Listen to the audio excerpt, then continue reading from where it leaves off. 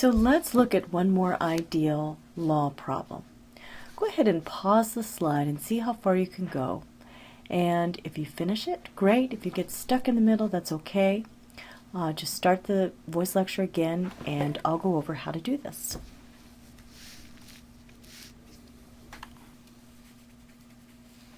Okay, the first thing we want to do is we want to write out the information that's given to us. We're solving for the volume, and we're not given an initial and a final state, so we know we're going to use the ideal gas law. So I'm just going to go ahead and list N, R, T, and P. My pressure is given as 6.08 times 10 to the 3 millimeters of mercury. Temperature negative 23 Celsius. My R is always the same. And then I am not given number of moles, but I am given grams. And we can always get to moles from grams using the molar mass, which is given in this problem.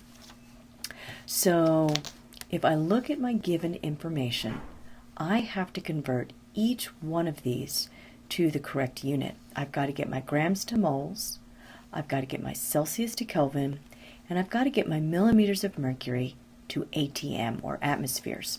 Doesn't matter where we start. I'm just going to start with my moles. So I have 637 grams of sulfur dioxide.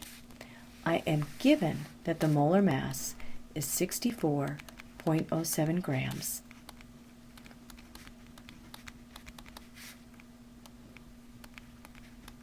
And my grams cancel out. And so I'm going to get 9.94 moles of SO2. And that answer makes sense because if I look at my mass, it's almost 10 times that of my molar mass. So I should have about 10 times my molar mass, which I do. Okay, next, let's look at my temperature. To get my temperature in Kelvin, I'm going to add 273. So that is going to give me a Kelvin of 250. And then my pressure, let's see, I want to stay all on the same page, but let me kind of cordon off a little corner here. My pressure, I've got to get to atmospheres. And if I look at my conversion factors, I'm going to see that there are 760 millimeters of mercury in 1 ATM. And so when I do my math here, 6.08 times 10 to the third divided by 760, that gives me 8. Okay, and that makes sense because I have about 6,000 millimeters of mercury, and it's about 760 millimeters of mercury for 1 ATM. So this makes sense. This is about 8 times this. Okay, so now I'm going to start a new slide, and I'm going to rewrite all my variables in the correct units. Okay, so now I have my information much more neatly written so I can see what I have, and I know that I'm solving for volume.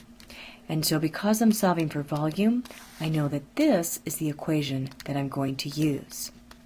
Once you have all of your values in the correct units, then it's merely a matter of putting everything in correctly. So I think I need to move my equal sign over here so I have enough room. My number of moles is 9.94 moles. My R is 0.0821 atmosphere liter per mole K, and then my temperature is 250 Kelvin. And then I'm going to divide that by my pressure, which is 8 ATM. Now before I go any further, I want to make sure my units cancel out. I'll use a different color of pen. Okay, so let's see what I have here. I have ATM here and I have ATM there. So those cancel out. Mole divided by mole is 1, those cancel out. And Kelvin divided by Kelvin, those cancel out. So the only unit I'm left with is liters. Now what I have to do is multiply these 3 across and divide by 8. And when I do that,